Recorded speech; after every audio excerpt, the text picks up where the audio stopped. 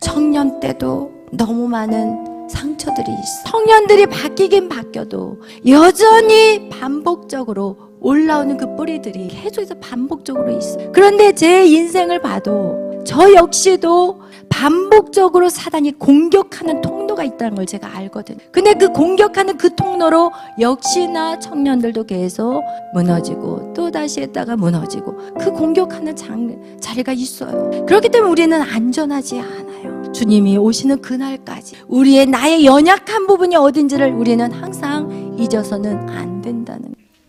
오늘 우리가 읽은 마태복음 13장 이 본문의 말씀은 네 가지 땅에 떨어지는 씨 뿌리는 자의 비유라는 내용으로 우리가 많이 알려져 있습니다.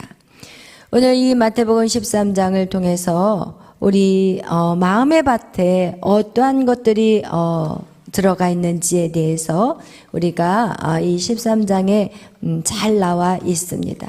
오늘 우리가 읽었던 것 같이 이 13장에는 네 가지의 밭의 이야기가 나와요. 그런데 이 네 가지의 밭의 이야기인데 여기에서 씨와 그리고 밭이 무엇인지에 대해서 우리는 먼저 여러분 나누도록 하겠어요. 마태복음 13장에 여기에서 보니까 예수님께서 이 말씀을 씨를 뿌리는 자가 이제 뿌리러 가는데 여기서 나오는 씨가 나와요. 씨는 우리가 성경에서 무엇을 말하느냐? 하나님의 말씀을 말해요. 그리고 여기에서 네 가지의 밭은 무엇을 말하느냐? 사람의 마음에 대해서 말하고 있어요.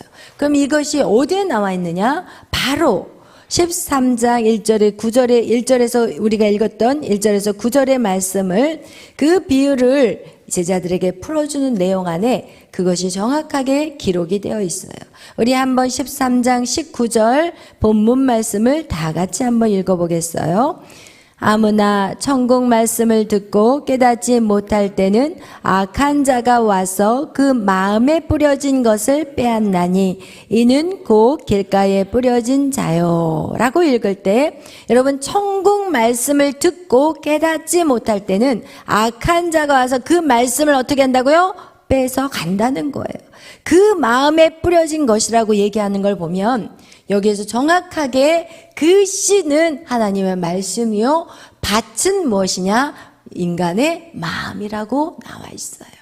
그래서 여러분 오늘 이 네 가지의 밭에 대한 내용은 여러분에게 하나님의 말씀이 심겨졌을 때 그것이 뿌리도 내려버리지도 못하는 사람의 심령이 있고 어떤 사람은 그게 들어가긴 들어갔지만 그냥 뿌리만 조금 내리다가 그냥 해가 너무나도 강렬하게 쬐었을 때는 그것이 다 말라 삐뚤어져 버리는 그런 마음의 심령이 있고 또 세 번째는 그 가시 돌밭 그게 돌밭이고 두 번째가 그리고 세 번째는 가시떨기밭이고 네 번째는 좋은 땅이라고 얘기하고 있어요. 그렇기 때문에 여러분 여기에 이 네 가지 밭에서 여러분이 기억해야 될 것은 첫 번째, 두 번째, 세 번째, 네 번째 사람의 마음이 있는데 여기에서 오직 열매를 맺을 수 있는 그 마음의 밭은 무엇이에요? 좋은 땅에서만 열매가 100배, 60배, 30배. 그리고 나머지 세 밭은 열매가 있어요? 없어요? 없어요. 그래서 우리가 오랜 믿음 생활을 주구장창해도 열매 없는 신앙생활을 하는 사람들이 몇 프로나 될까요? 여기 이걸로 4개로 나누면은 75%가 된다는 얘기예요. 75%는 아예 열매 없는 신앙생활을 하는 거예요. 예수를 믿지만 열매가 없어요. 할렐루야. 기쁨이 요즘에 새벽기도 안 나와요. 오늘 나오면 말 안 하려고 했는데 오늘 아침까지 안 나왔어. 갈수록 더 열심히 해야 되는데 처음에 왔을 때는 엄청 열심히 했는데 공개적으로 합니다. 할렐루야. 각각 자극이 와야 되니까 4월 달에 시험이면 더 열심히 해야지. 할렐루야. 억울하면 이 자리 쓰세요. 여러분, 첫 번째 밭은 무슨 밭이에요? 길가밭이에요. 두 번째 밭은 돌밭. 세 번째 밭은 가시떨기밭.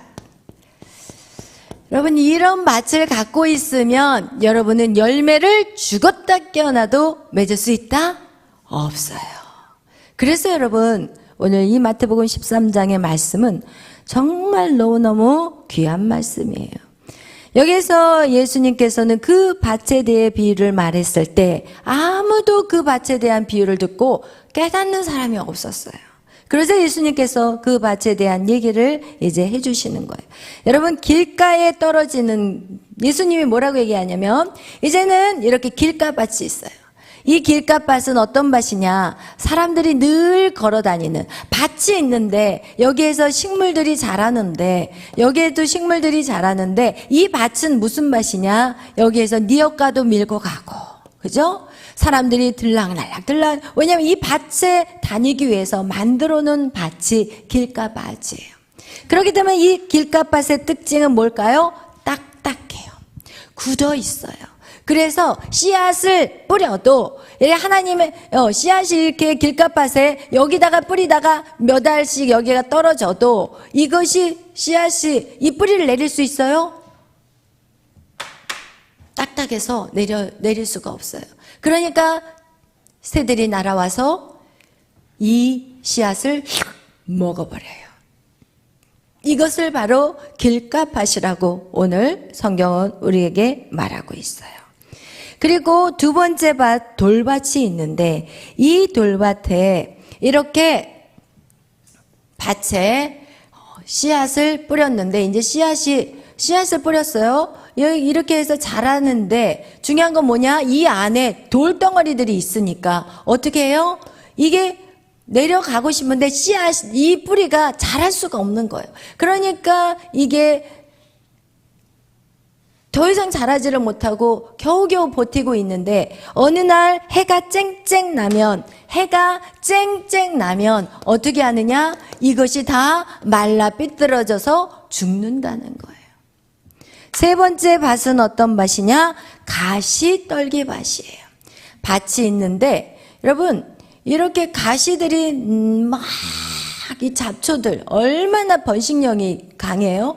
이런 잡초들이 막 가시 덤불로 막 다 이렇게 된 곳에 이제는 그 안에 씨앗이 딱 떨어졌어요.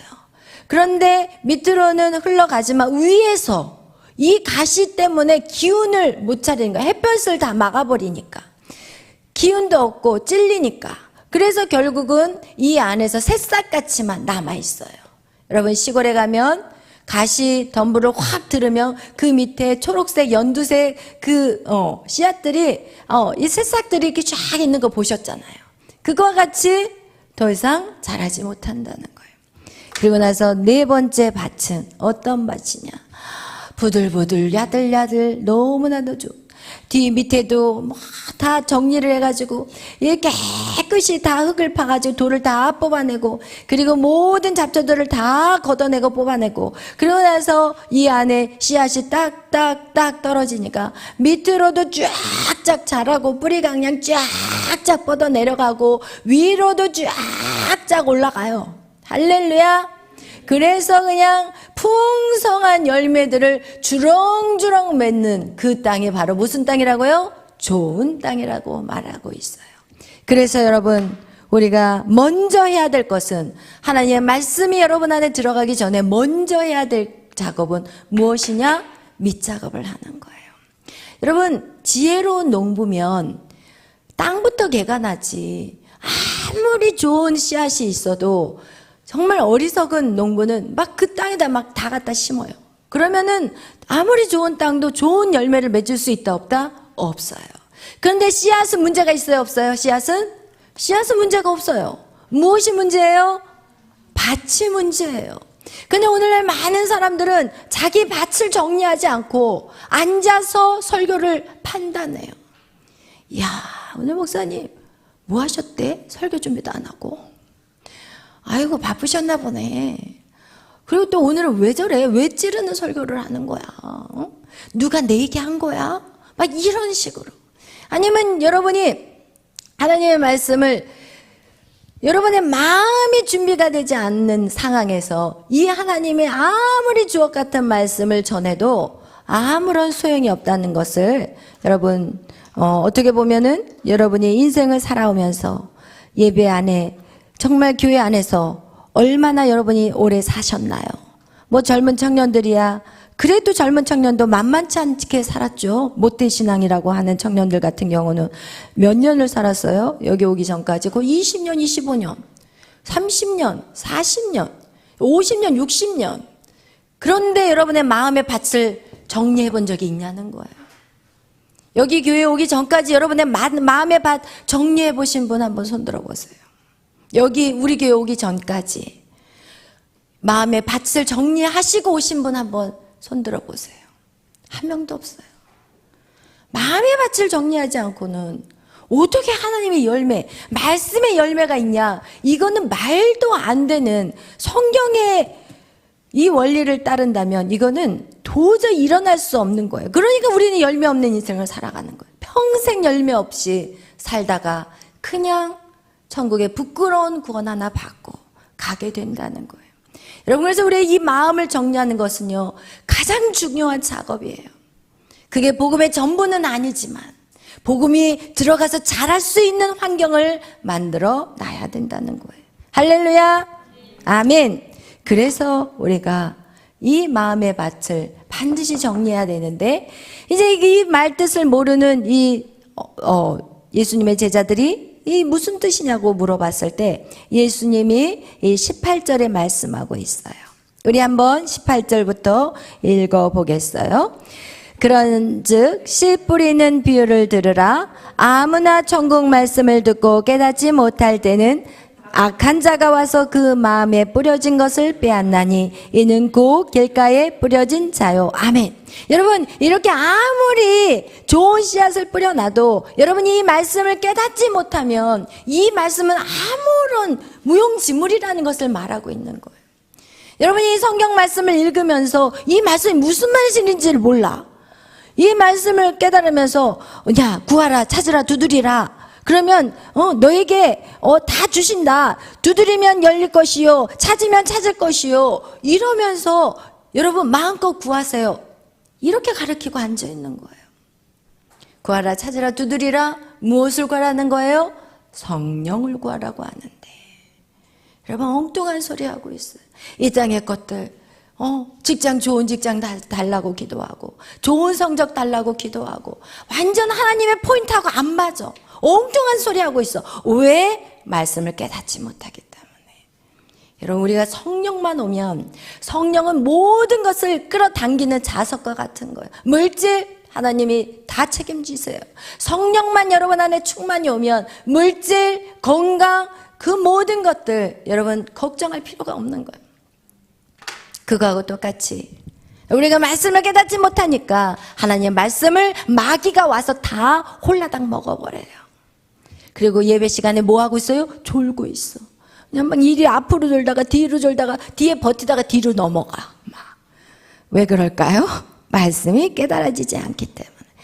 그거와 같이 여러분, 우리는 반드시 이 길갓밭을 정리해야 돼요. 우리 또 20절 읽겠어요. 돌밭에 뿌려졌다는 것은 말씀을 듣고 즉시 기쁨으로 받되 그 속에 뿌리가 없어 잠시 견디다가 말씀으로 말미암아 환난이나 박해가 일어날 때는 곧 넘어지는 자요. 아멘. 여러분, 이 돌밭에 뿌려진 것은 이 환난, 그죠?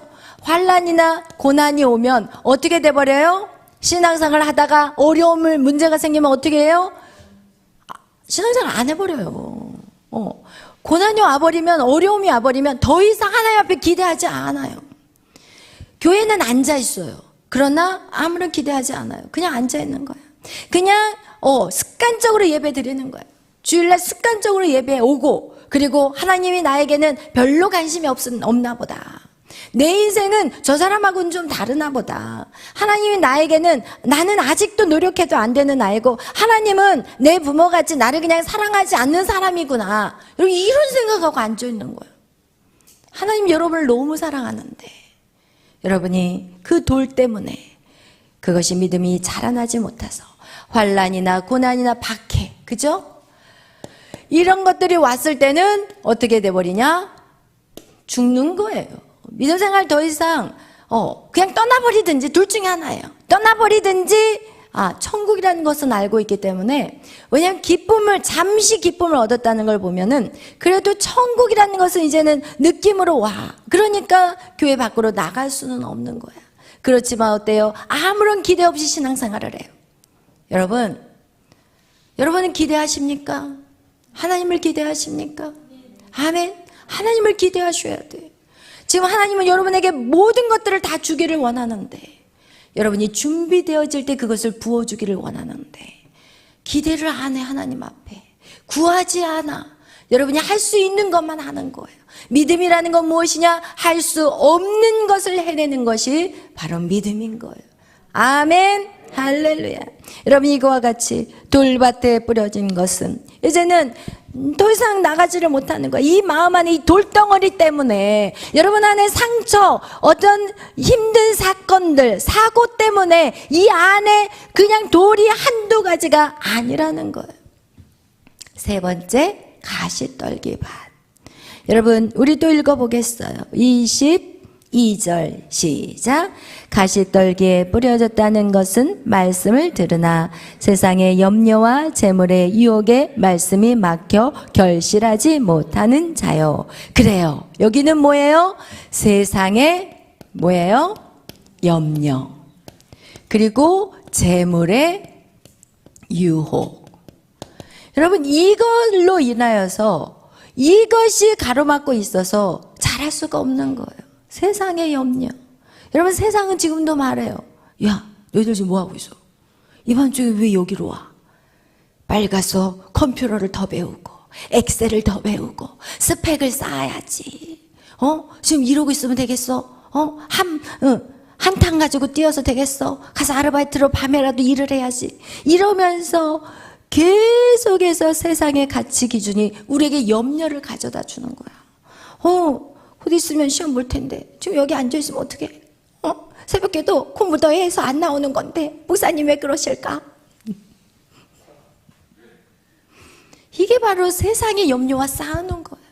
하나님의 자녀와 세상의 염려를 가지고 싸우는 거예요. 그래서 자녀들이 교회를 안 가는 건 하나도 두렵지 않아. 그런데 학교 빠지면 불안해. 그래서 막 약을 탁 먹여가지고 주사를 놔서라도 학교는 보내. 교회는 안 보내도. 이야, 어떻게 하나님을 믿는 사람들이 주일날 교회를 빠지는 건 아무렇지도 않게 생각을 해. 그런데 학교 빠지면 난리 나는 것 같지. 이게 오늘 현재 예수를 믿는 사람들의 모습이라는 거예요. 좋은 학교는 쫓아다녀. 강남의 대치동에 막 그런 데는 막 비싼 집을 그냥 빚을 내서라도 가서 살면서 교회 근처로 이사 오는 사람들이 없지 않죠? 우리 교회는 있어요. 여러분, 이거와 같이 교회 근처로 와야 되는 거예요. 이게 성막 중심의 삶인 거예요. 할렐루야. 여러분, 여러분의 믿음이 여러분을 지킨다니까요. 여러분의 사명이 여러분을 지키는 거예요.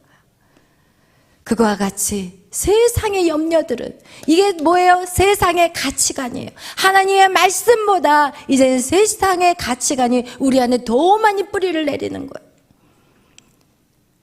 내 주머니에 돈이 없으면 힘이 없어.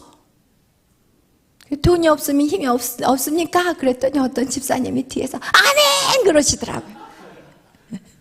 그분이 시간 있으면 교회 나오고 시간 없으면 안 나오셨던 한 남자분이셨거든요. 그래서 가뭄에 콩나듯이 나오세요, 그분이. 근데 어디서 집사 직분을 받았는지 모르겠지만 집사님이래요. 이리저리 뜨내기로 다니시는 분이신 것 같은데. 근데 그날은 이 설교를 하다가 돈이 힘이십니까? 그랬더니 뒤에서 생전 아멘을 안 하시던 분이 뒤에서 아멘! 이러는 거예요. 주여. 여러분, 재물의 유혹 때문에 오늘날 주일날도 열심히 나가서 일하는 사람들이 있어요. 재물의 유혹 때문에 끊지를 못해요. 이게요, 만만치 않은 거예요, 여러분. 재물, 이게 바로 만몬신, 우상이에요. 여러분, 돈에도요 이 힘이 있다니까요. 그러니까 사람을 죽이잖아요. 죽이고 나서 주머니 털었더니 3만 얼마밖에 없는데 그것 때문에 등산객을 죽였잖아요. 여러분, 이런 일들이 정말 우리 안에 이렇게 재물의 유혹과 세상의 염려들이 결국 우리의 믿음을 더 이상 성장할 수 없게끔 우리를 가로막고 있다는 거예요. 이것이 바로 세상의 가치관. 여러분, 세상의 가치관을 하나님의 가치관으로 바꿔야 되는 거예요. 그것이 어리면 어릴수록 빨라요. 그래서 제가 하나님이 저에게 학교를 하라고 말씀하신 것 같아요. 청년 때도 너무 많은 상처들이 있어요. 청년까지 올라오는 시간 동안에 그 가정환경에 흐르는 것들, 또 부모의 양육 방법들, 그리고 그 환경, 이 모든 것들 때문에 여러분, 벌써 청년까지 올라오는 그 사역들을 제가 하면서 어른보다는 낫지만 제가 어른들 사역을 하면서 제가 무슨 말을 했냐면, 와, 어른들은 묵은 닭이야. 안 바뀌어. 진짜 안 바뀌어요. 너무 틀이 확고하게 이미 만들어져 버려서. 그런데 청년 사역을 해보니까 청년들은 훨씬 더 잘 바뀌어요. 그런데 청년들이 바뀌긴 바뀌어도 여전히 반복적으로 그 올라오는 그 뿌리들이 계속해서 반복적으로 있어요. 그런데 제 인생을 봐도 저 역시도 제가 이 모든 것들을 내적 치유하고 다 걷어냈지만 반복적으로 사단이 공격하는 통로가 있다는 걸 제가 알거든요. 근데 그 공격하는 그 통로로 역시나 청년들도 계속 무너지고 또 다시 했다가 무너지고 그 공격하는 자리가 있어요. 그렇기 때문에 우리는 안전하지 않아요. 주님이 오시는 그날까지 우리의 나의 연약한 부분이 어딘지를 우리는 항상 잊어서는 안 된다는 거예요. 아멘. 여러분, 이거와 같이 세상의 염려와 이 재물의 유혹, 이것이 바로 가시떨기밭의 역사라는 거예요. 그런데 이게 상당히 힘들어요. 왜냐면 생각해 보세요. 세상의 염려, 이것이 하나님의 말씀의 가치관으로 바뀌어야 되는데 여러분, 너무 오랫동안 세상의 소리를 들어온 거예요. 그래서 이것이 마치 나같이 돼버린 거예요. 여러분, 우리가 듣는 우리의 환경 속에서 듣는 얘기들이 참 많아요. 어떤 얘기들이 또 우리나라의 문화에서는 남자들은 야, 사내 새끼가 울어? 이런 얘기는 미국 땅에서는 없어요. 우리나라에서만 야, 사내 새끼가 울어? 그 다음 얘기 안 할 거예요.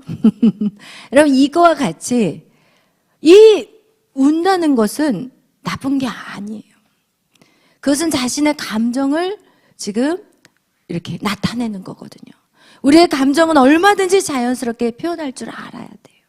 그리고 그 감정을 표현했을 때 부모의 입장에서는 야, 그래, 많이 힘들었구나. 이렇게 위로해주고 그 감정들을 받아줘야 되는데 그걸 억압하고 통제하고 막아버리니까. 여러분, 딸들보다 사내 아이들이 어떻게 보면 우리나라의 여자들보다 남자들이 문제가 더 많은 이유가 있다면 더 많은 통제와 억압과 더 많은 어떻게 보면 폭력을 받았다고 저는 보고 있어요. 그래서 여러분, 우리나라가 어떻게 보면 여자들보다 남자가 더 심각한 게임 중독에 걸리고 여러분, 마약 중독에 걸리고 동성애자가 되고 이게 남자 쪽이 더 많은 이유가 있는 거예요. 왜냐하면 그 감정들을 표현하지 못하고 자꾸 억압을 해버리기 때문에, 자꾸 누르기 때문에 다른 통로를 찾다 보니까 게임 중독, 마약 중독, 알코올 중독, 성 중독, 중독으로 가버리게 되는 거예요. 우리는 표현하지 못하는 감정들 표현하게 해줘야 되는 거예요. 그리고 표현할 때 그것을 위로해주고 안아주고 그것을 풀어줄 수 있는 그런 자들이 돼야 되는데 그렇게 할 수가 없어. 왜? 나도 지금 깝깝하거든. 내 인생도 안 되거든요. 그런데 내 인생에 여유가 없는데 무슨 자식들에게 그걸 해주겠냐는 거죠. 그렇기 때문에 우리는 부모가 먼저 어떻게 돼야 돼요? 내 마음의 것들을 걷어내야 돼요. 세 가지 밭을 정리하셔야 돼요. 그러면 자식들을 도와줄 수 있는 부모가 되는 거예요. 할렐루야. 그래서 여러분, 우리 이 세상의 염려 잘 보세요. 여러분이 하루에 하나님의 말씀을 보는 거, 일주일에 한 번 나오는 사람은 일주일에 한 번 가지고 이 세상의 소리는 아침부터 밤 늦게까지 세상의 소리가 들려오는데 일주일에 한 번 가지고 어떻게 사람이 살겠어요? 어떻게 말씀으로 그들이 이기며 살아갈 수 있겠냐고요. 보세요. 하루에 24시간이에요. 하루에 24시간.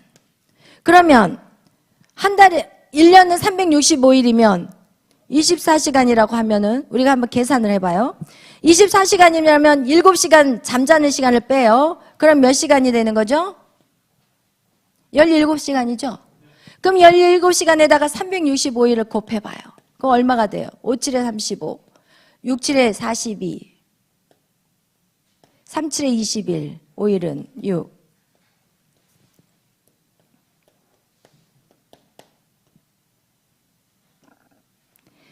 여러분 5,805시간 대충 계산이 좀 틀릴 수도 있는데 그런 시간에 여러분은 52주예요. 그러면 52 대 5,805시간하고 비교가 됩니까? 여러분 일주일에 한 번 교회 가가지고 여러분 어떻게 믿음 생활을 하는지 난 이게 기적이야.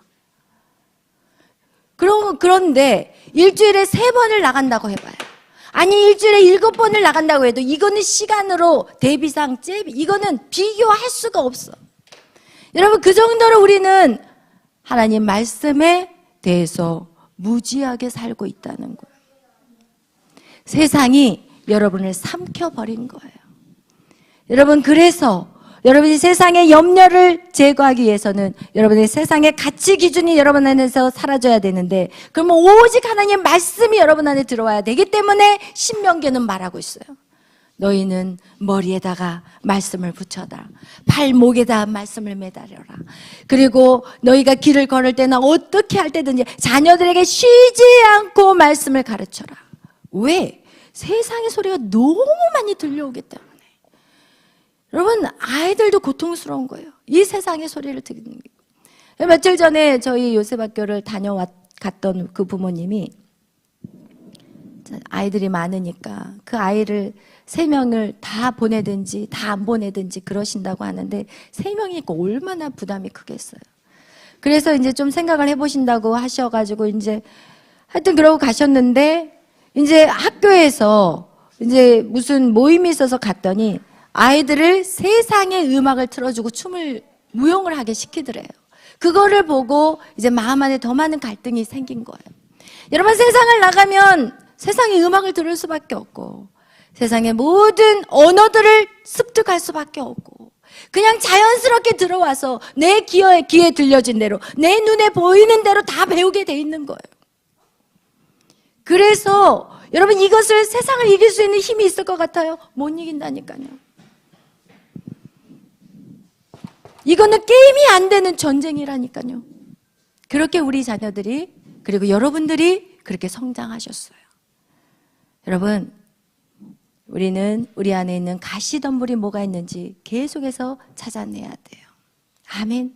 그리고 그것을 열심히 뽑아내야 돼요. 그래서 여러분 유태인들의 교육은 초등학교 1학년 전까지 부모가 끼고 교육을 시켜요.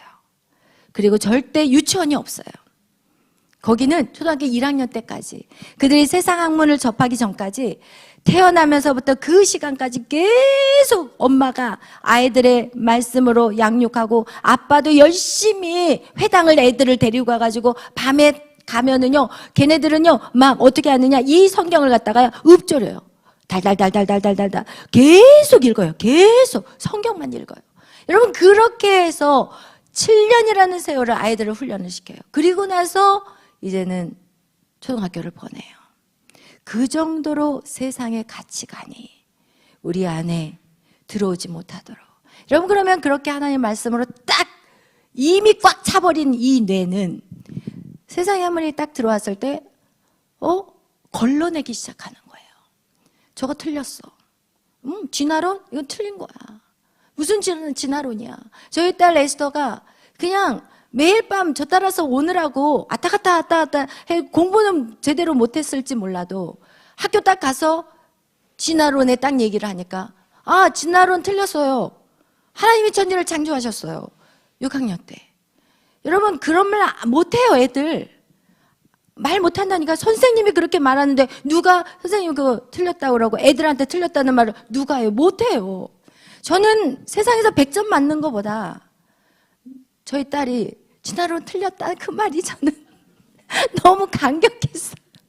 할렐루야 주님. 세상에 공부 가지고 100점? 그거 아무것도 아니에요. 정말 하나님을 사랑하느냐. 아멘. 여러분 모든 사고가 하나님 말씀 안에 정리가 돼야 되는 거예요. 어떻게 살아야 되는지 그게 가장 인간으로서의 아름다운 모습인 거예요. 하나님 말씀, 주의 영이 내 안에 들어온다는 것은 그 진리의 말씀이 내 안에 들어오는 거예요. 그 외에 뭐 부족한 것들도 많아요. 부족한 것도 많고 뭐 때에 따라 아이들이기 때문에 뭐 부모한테 얼렁뚱땅 뭐 속일 때도 있고 여러 가지 다 알아요. 그러나 말씀 안에서 제대로 알고 있다는 게 저는 그게 감사했어요. 아멘.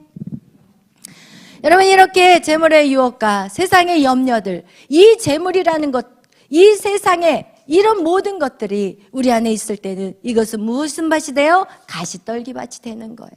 그래서요 사실은 자녀들을 그렇게 이끌어가는 부모의 역할이 얼마나 중요한지 우리는 깨달으셔야 돼요. 왜냐하면 성경에 신명기에 분명히 말하고 있어요. 자녀된 부모된 자들이요 늘 자녀들에게 말씀으로 가르치라고 얘기했고 그리고 어느 정도로 그냥 눈만 뜨면 자녀들에게 말씀을 가르치라는 얘기예요.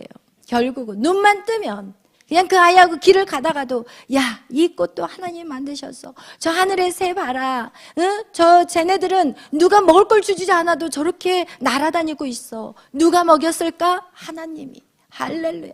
여러분 이렇게 해서 계속해서 여러분의 입안에서 하나님에 대한 그리고 하나님이 이 땅의 주인인 것에 대한 것들을 여러분은 끊임없이 자녀들에게 양육해야 되는 거예요. 아멘. 여러분 이거와 같이 우리의 밭이 4가지의 밭이 있는데 우리는 무슨 밭을 만들어야 되느냐? 좋은 땅을 만들어야 되는 거예요. 그래서 여러분 우리 안에 있는 이제는 밭을 정리하는 작업을 해야 돼요. 어떻게 밭을 정리하는지 사람들은 몰라요.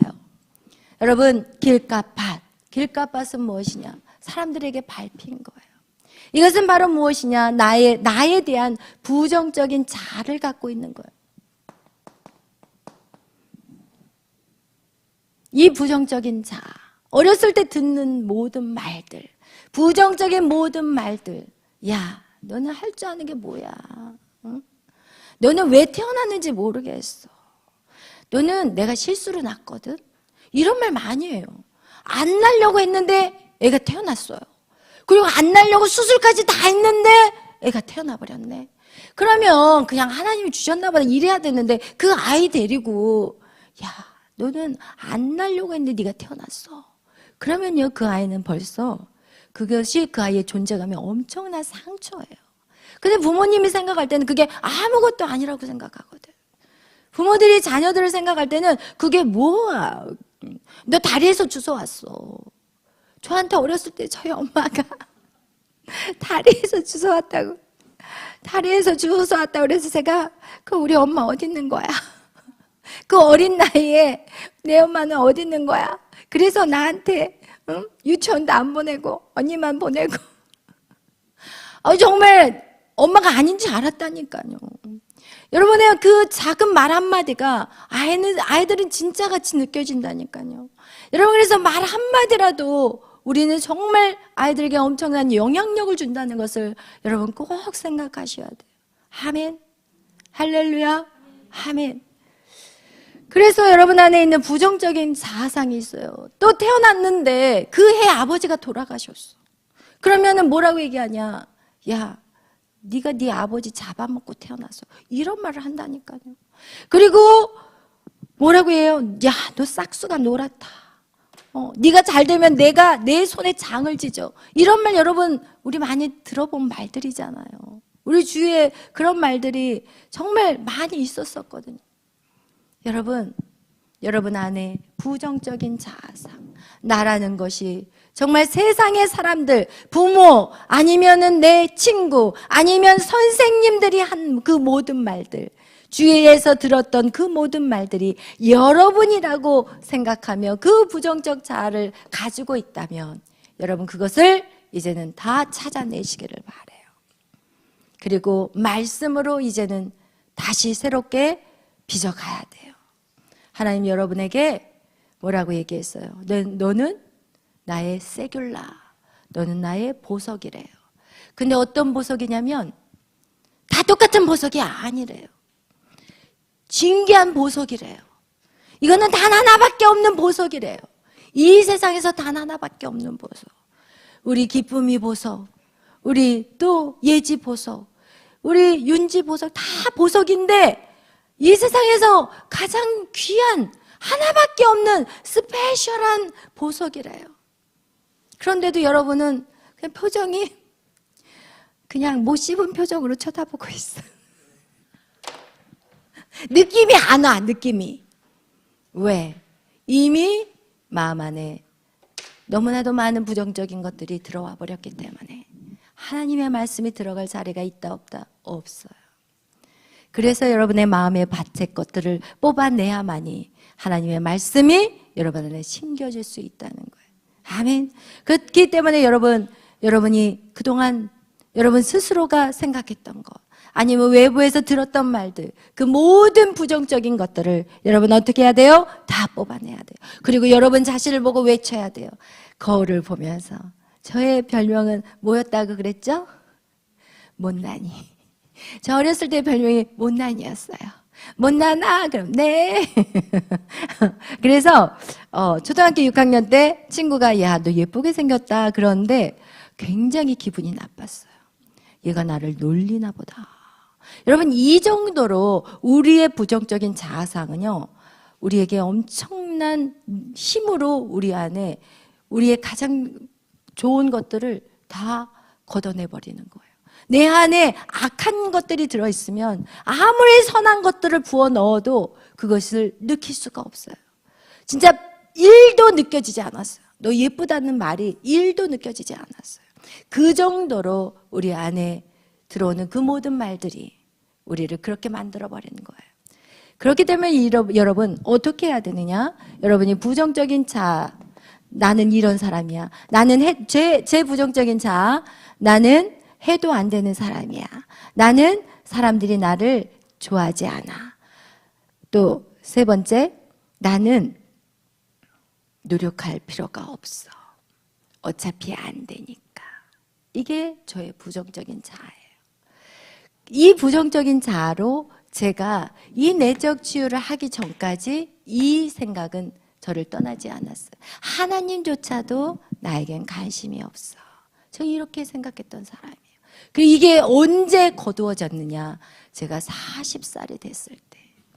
여러분 한번 생각해 봐요. 여러분은 지금 젊은 분들은 행복한 박수를 치셔야 돼. 왜냐하면 이걸 빨리 알았기 때문에. 이거는 사단이 뿌려놓은 가라지였어요. 그런데 그것이 마치 나라고 생각하며 살았어요. 근데 제가 내적 치유를 하면서 이런 사람이 노력하겠어요? 노력할까요? 이런 사람들 안 해요. 뭐하러 노력해? 안 되는데. 안 되는데 뭐하러 노력해? 그냥 슬슬 피해 다니고 그냥 숨어 있고 그리고 대충 하고 그리고 눈치 보고 그래서 안 될 것 같으면 미리 샥 빠져버리고 포기해버리고 포기해버려. 빨리 포기해버려요. 누가 조금 나를 안 좋아하는 눈빛 같다 그러면 얼른 먼저 끊어. 다 끊어버려. 끊김을 당하는 것보다 자존심 상하니까 먼저 끊어버려야 돼. 그렇지 않으면 너무 상처가 커. 그런 삶을 제가 살았다니까요. 노력하지 않았어요. 이제는 이 거짓된 자아에서 우리는 더 이상 살아야 될까요? 아니면 이 딱딱한 굳은 땅을 그냥 엎어버려야 될까요? 이제는 파서 포크레인으로 파가지고 이 딱딱한 땅을 부드럽게 다 해줘야 돼요. 할렐루야. 아멘. 성경에 말하고 있어요. 너희의 굳은 땅을 부드러운 땅으로 만들어 주겠다고. 에스겔서 37장 27절에 성령께서 여러분의 굳어있는 땅을 부드럽게 기경해 주시겠다고 말하고 있어요. 그러면 그 기경하기 위해서는 누가? 여러분 역시도 함께 해야 되는 거예요. 이 마음의 문제는 하나님이 여러분에게 맡겨버렸어. 자유의지로 여러분의 것이에요. 그래서 하나님도 이 마음의 것들을 마음대로 손을 댈 수가 없기 때문에 여러분이 성령과 함께 이 작업을 시작해야 되는 거예요. 내적 치유는요, 성령의 작업이에요. 내적 치유는요, 절대 성령이 역사하지 않고서는 이건 할 수가 없어.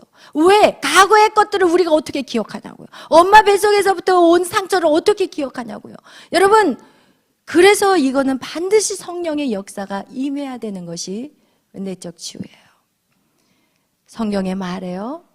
이사야서 61장에 주 여호와의 영이 내게 부어졌으니 내게 기름을 부으사. 그게 누구예요? 성령이에요.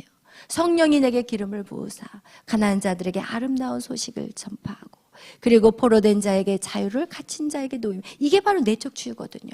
묶여있는 자들을 푸는 거예요. 제가 묶였거든요. 나는 해도 안 되는 아이야 라고 꽁꽁 묶고 있었어요. 그냥 손도 발도 다 묶여가지고 겨우 인생을 살았던 인생, 그런 삶을 살았다니까요. 그런데 제가 이 내적 치유 상담을 통해서 여러분 정말 새롭게 변화되는 인생이 되어버렸어요. 정말 새로워져 버렸어요. 할렐루야. 아멘. 아멘. 할렐루야. 여러분도 될 수 있다? 될 수 있다. 아멘. 제가 언제 됐다고요? 40대. 그 40대인데 묵은 닭이 아니었나 봐요. 할렐루야. 여러분도 할 수 있어요. 여러분을 할 수 있도록 제가 도와드릴 거예요. 그런데 그런 사모함이 있는 사람은 도와줘도 그냥 하나보다 한 귀로 듣고 한 귀로 흘려버리고 나하고는 상관이 없는 내용이야, 나는 잘 살았어, 이렇게 생각한 사람은 절대 치유가 일어나지 않아요. 여러분, 우리의 부정적인 자아를 다 이것이 거짓말이라는 것을 인정하셔야 돼요. 뭐라고요? 거짓말. 여러분이 들었던 모든 부정적인 말은 뭐라고요? 거짓말. 누가 심어놨어요? 사단이. 여러분을 꼼짝 못하게 묶어버렸어요. 사단은요, 하나님의 자녀들에게 꼼짝 못하게 묶어버리려고 해요. 왜? 하나님의 자녀들이 일어나면 이제는 땅을 차지하기 때문에, 그 영역의 성령으로 그 땅을 완전히 뒤엎어버리기 때문에, 여러분, 사단은 어떻게 해서든지 하나님의 자녀를 묶어버리려고 해요. 우리가 지난 시간에도 인간의 창조의 원리에 대해서 말씀을 나눌 때 하나님과의 관계가 끊어졌고, 선악과 때문에 하나님의 관계가 끊어졌고, 인간과 인간의 관계가 끊어져 버렸어요. 아담과 하와의 관계가 끊어졌어요. 내 뼈 중에 뼈, 살 중에 살이라는 그 여자가 그렇게 내 뼈 중에 내 몸이었던 그 하와를 갖다가 저 여자 이렇게 돼버린 거예요. 분리가 일어나 버린 거예요. 하나님과의 사랑과의가 분리가 돼버리고, 그리고 나서 나타난 게 인간과 인간이 분리돼 버리고, 그 다음에 세 번째가 뭐라고 그랬어요? 세상, 환경, 동물들과 모든 환경에 저주가 흘렀고, 그 환경과 인간에게도 어떻게 해요? 갈라짐이 있었던 거예요. 그래서 이 땅은 모든 게 저주가 돼버렸어요. 고통과 엉겅퀴와 그리고 가시덤불로 온통 땅이 더럽혀져 버린 거예요. 왜? 선악과 사건 때문에. 우리는 그 땅을 이제는 어떻게 해야 돼요? 기경해야 돼요. 아멘. 여러분, 우리의 전쟁은요, 사람과의 전쟁이 아니에요. 여러분 안에 마음의 전쟁이에요. 그래서 마음을 이기는 자는 성을 차지하는 자보다 크다고 성경은 말하고 있어요. 여러분이 결국 매일 무너지는 것은 여러분의 마음 때문에 무너지는 거예요. 여러분, 제가 해보니까 포기하지 않으면 절대 하나님은 역사하게 돼 있어요. 포기하기 때문에 안 되는 거예요. 오늘날 많은 교회들이 있는데 왜 하나님이 어떤 교회는 역사하고 어떤 교회는 역사하지 않느냐. 코로나로 인해서 수많은 교회들이 문을 닫았어요. 누구의 의지였을까요? 사람의 의지였어요. 저도 이 교회를 이렇게까지 우리 교회가 세워지기까지 맨바닥에서 우리는 헤딩했어요. 몇 명이 모여서 교회를 세운 게 절대 아니었어요. 저희 목사님이 한 달에 밑창을, 신발 밑창을 한 달에 한 번씩 갈았어요. 그 정도로 발로 뛰어다니면서 오늘날 열방제자교회가 세워지게 된 거예요. 포기하고 싶을 때가 참 많았어요. 성전에 불이 다 꺼져버리고, 그리고 계속해서 리모델링 하고 나서 그 빛 때문에 교회는 문을 닫아야 될 수밖에 없는 상황이었을 때도 포기하지 않았어요. 그냥 계속 예배 드렸어요. 그런데 어느 날 꺼졌던 불이 다시 켜지기 시작하고, 여러분 그 기간이 잠깐 동안에 있었던 일이 아니었다니까요. 그러나 포기하지 않으면 반드시 하나님은 역사하세요.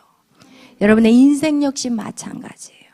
여러분의 인생 역시도 여러분이 계속해서 믿음의 길을 달려가는데 이 마음에서 포기하지 않으면 여러분 다 이룰 수 있어요. 아멘. 그렇기 때문에 우리는 이 마음을 지켜야 되는 거예요. 그렇기 때문에 우리는 이 마음을 정리하셔야 되는 거예요.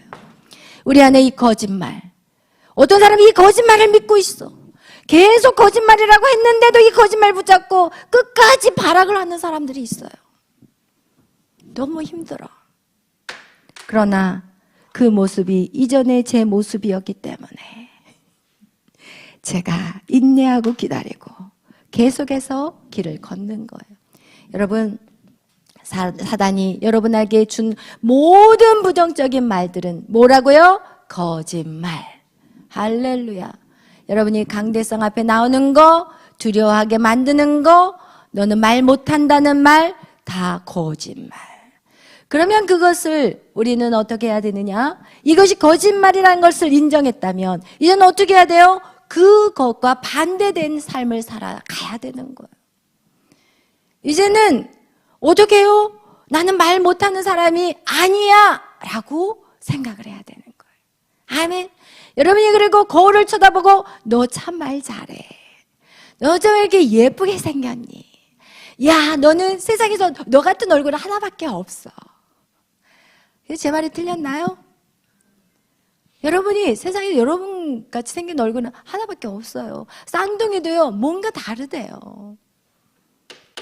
여러분 스스로가 계속 여러분에게 외쳐야 돼요. 그것이 소리나게.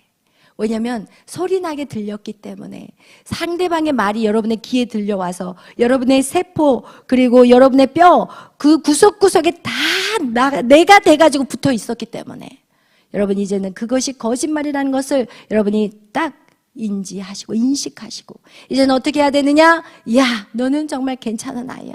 너는 정말 인내심이 참 좋은 아이야. 이러면서 여러분 스스로에게 계속 외치셔야 돼요. 오늘날에도 세상에도 이런 사람들이 있잖아요. 나는 법 없이 사는 사람이야 라는 사람 진짜 법 없이 살아요. 왜 그럴까요?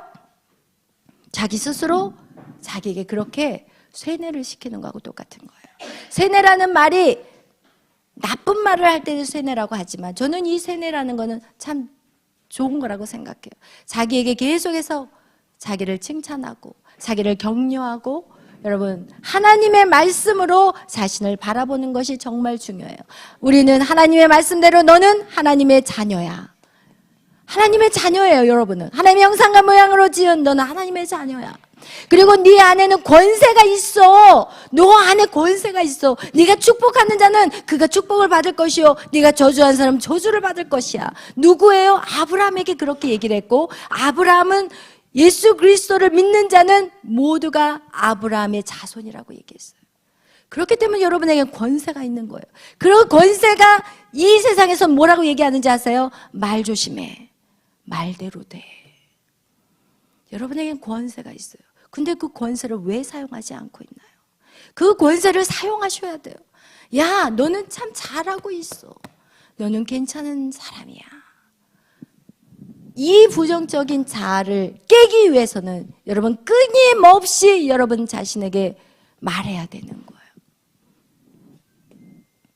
너는 이 땅에 사는 존재가 아니라 너는 영적인 존재야. 너는 이 땅에 세상에 흘러가는 그 문화에서 무엇을 먹을까 하는 인생이 아니라 나는 하늘의 소망이 있는 하늘의 사람이야. 여러분, 저는 항상 그 생각을 해요. 아침에 딱 일어나면 나는 하늘의 사람이야. 구차하게 살지 않을 거야. 염려하고 근심하면서 먹을 것 쫓아다니는 인생, 나는 그런 인생 살지 않을 거야. 여러분들, 제 자신에게 저는 늘 그렇게 선포해요. 아침에 딱 눈을 뜨고 그리고 제 일을 시작할 때도 나는 아무 염려하지 않아.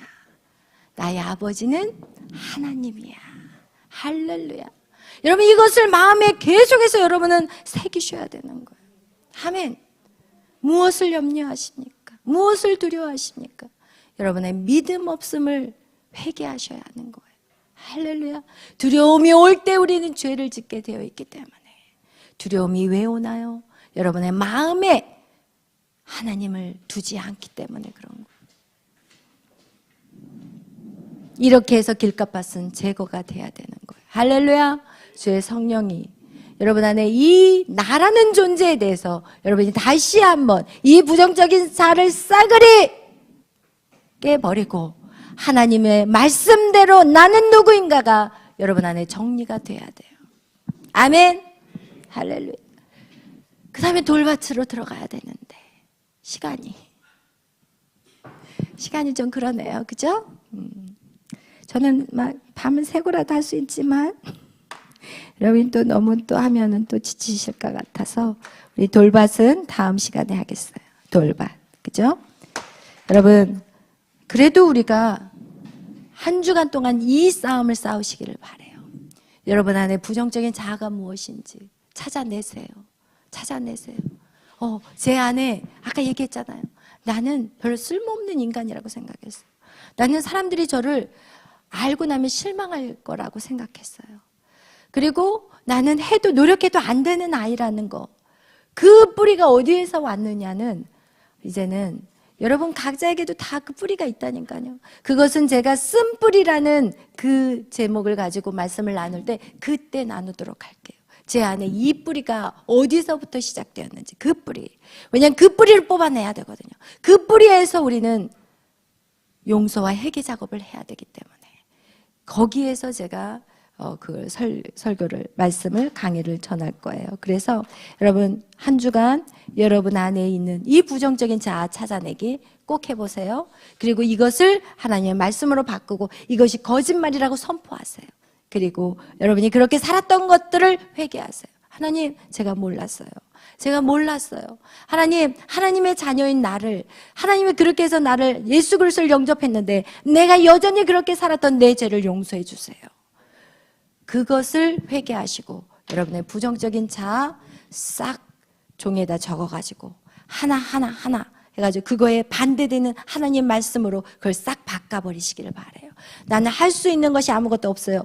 내게 능력 주시는 자 안에서 나는 모든 것을 할 수 있습니다. 이걸로 말씀으로 딱 적기를 바라요. 그래서 여러분의 부정적인 것들을 하나님 말씀으로 대치를 시켜야 돼요.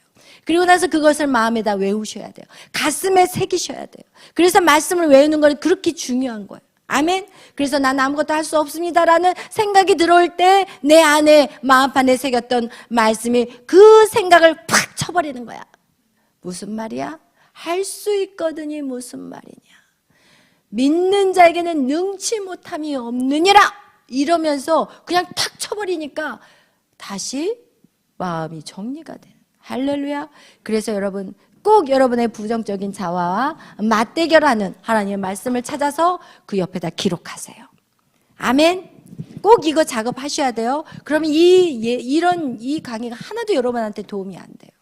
여러분이 실제적인 그 삶에서 적용을 시켜야 되기 때문에 그래서 그 말씀을 외우세요.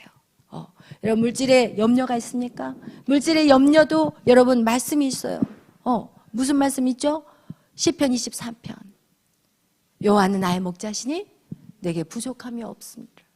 저에게 물질의 고난이 왔을 때 저는 계속 그거 외우고 다녔어요. 여호와는 나의 목자시니. 남편이 나의 목자인 줄 알았는데, 알고 보니까 남편이 나의 목자가 아니었어요. 남편이 나의 목자였을 때는, 와, 남편 쥐잡듯이 잡고, 언제 들어오나 지키고 있고, 그리고 나서는, 당신은 결혼했으면, 응? 사례비를 받아와야 될 거 아니에요. 우리 애기는 또 왜 낳았어요? 막 이러면서 제가 남편의 그냥 바가지를 박박 긁었는데, 여러분, 하나님이 저한테 그러시더라고요. 남편이 너의 목자가 아니래요. 여호와가 너의 목자래요. 그 뒤로부터 제가 물질을 완전히 끊어버릴 수 있는 제 안에 힘이 생긴 거예요. 여러분을 이길 수 있는 건 말씀으로 이기셔야 돼요. 아멘. 사람의 이론은 잠깐이에요. 그러나 말씀은 여러분의 심령 안에서 여러분이 어떠한 부정적인 생각들이 들어올 때마다 그 말씀이 쳐버리는 거예요. 할렐루야. 아멘.